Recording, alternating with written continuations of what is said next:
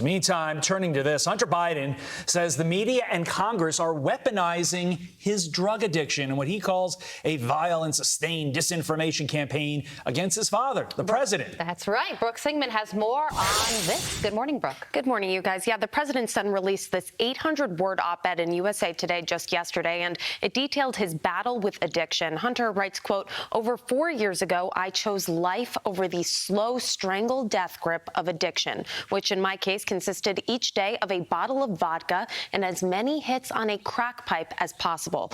Now, Hunter goes on to accuse his political enemies of launching what he's calling an all-out annihilation of my reputation through high-pitched but fruitless congressional investigations. Hunter, of course, is referencing House Republicans' probes into the Biden family's business dealings. The House is also in the midst of an impeachment inquiry against President Joe Biden, which is looking at whether he was involved in or benefited from his son's business dealings. But many are dismissing Hunter as he speaks out. Listen.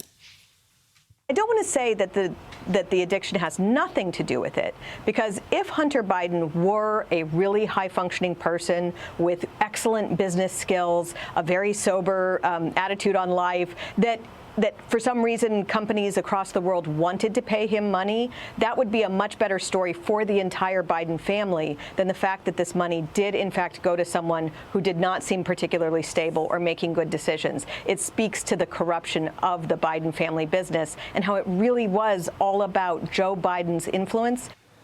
The House Oversight Committee this week released documents showing that President Biden received $40,000 from his brother James Biden back in 2017.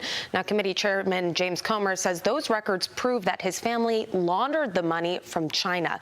That check from James to President Biden was labeled as a, quote, loan repayment, and it was sent to Biden just days after Chinese cash was allegedly filtered through several Hunter-linked bank accounts. But regardless of what Hunter and the White House are dismissing and what they say as a sham investigation, Republicans have vowed to continue to follow the money. Watch. The evidence comes in and we follow the evidence where it leads. We follow the truth where it leads. I do believe that very soon we are coming to a point of decision on it. We're in the impeachment inquiry phase, as you know, which is an important step in that due process. Yeah, guys, this op-ed is the first time Hunter is speaking out since pleading not guilty to federal felony gun charges last month.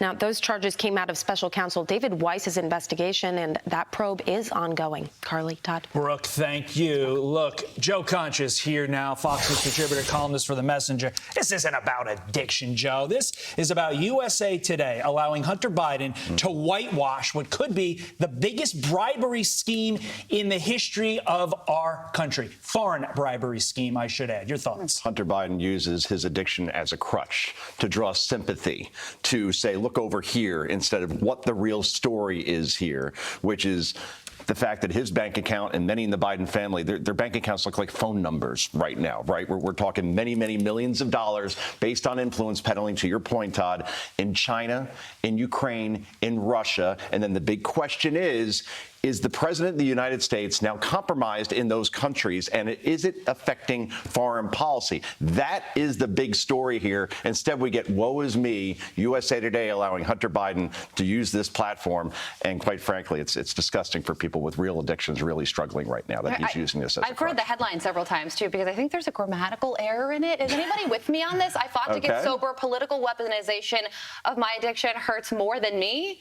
I don't know what that means, but I understand the sentiment. Yeah, it's not right. Speaking of headlines, there's also this one in Salon, liberal online publication. This headline says, MAGA and Christian nationalism are bigger threats to America than Hamas. This writer goes on to say Republicans revel in their own chicanery. They despise free thought and independence and are happy to play games with a government shutdown.